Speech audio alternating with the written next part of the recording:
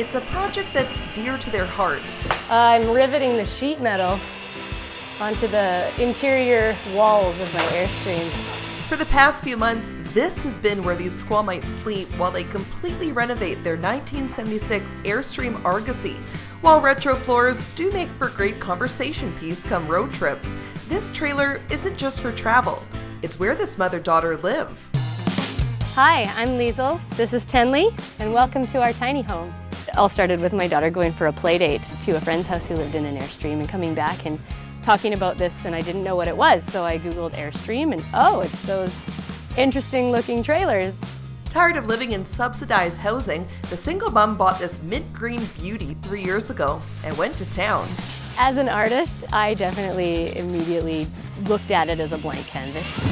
I took out all the curtains and the carpets and wallpapered and painted. Had a lot of fun with it. Along with creative freedom, not paying rent instantly opened up a whole new world of adventure for the duo. Within a year, we had enough money to go on a 3-month trip to Guatemala.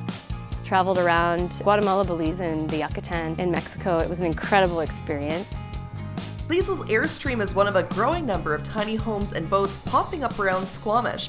According to the mayor, the city's near 50% spike in housing costs in the last 5 years is just one of the reasons. That's one piece of it. I think there's also an environmental, sort of ethical, corporate decision.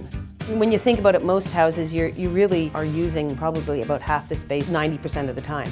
So I think people are just sort of being conscientious about using less energy, less water, just simply less land. And turns out there's a teeny tiny home in downtown Squamish that just may be the greenest of them all. Hi, I'm Todd. Welcome to my tiny home. Tired of also being a renter, Todd decided to apply his journeyman carpenter skills to build his very own 300 square foot home made completely out of reclaimed material.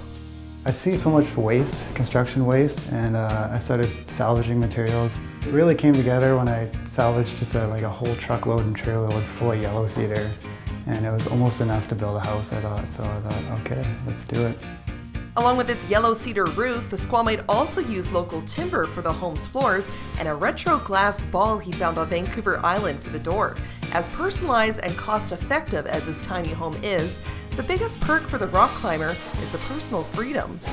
Simple is better in every aspect.